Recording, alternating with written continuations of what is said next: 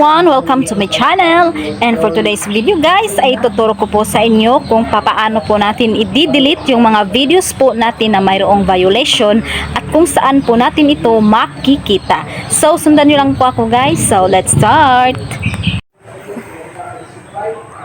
So ngayon po guys ay pupunta tayo sa ating Facebook app. At pagkatapos pindutin natin itong may tatlong lines.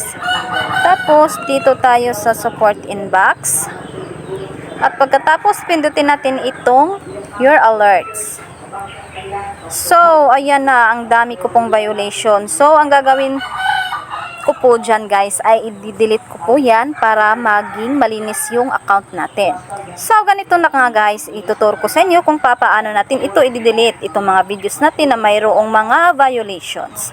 So pindutin lang natin at pagkatapos si details. So yan po yung videos ko na may violation. Continue, then continue,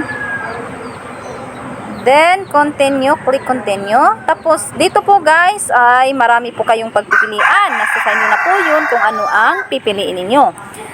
Dito po ay may nakasulat po dito na what would you like to do.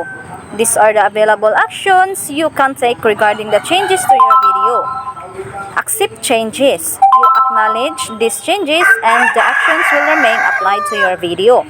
At ang pangalawa naman po ay submit dispute. Submit dispute. So, ibig sabihin, you believe you own the rights to this content or have permission to use it and want to provide additional details.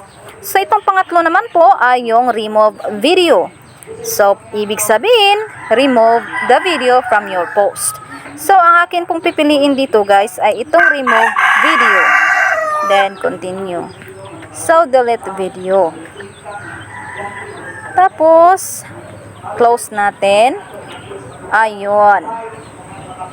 Na-delete na po natin yung videos natin na mayroong violations. So, ganun lang po kadali guys kung paano mag-delete ng ating mga videos na mayroon pong mga violations. So, ayun guys, naipakita ko na po sa inyo kung paano po natin i-delete yung mga videos po natin na mayroong violation. So, follow for more videos guys. Bye-bye!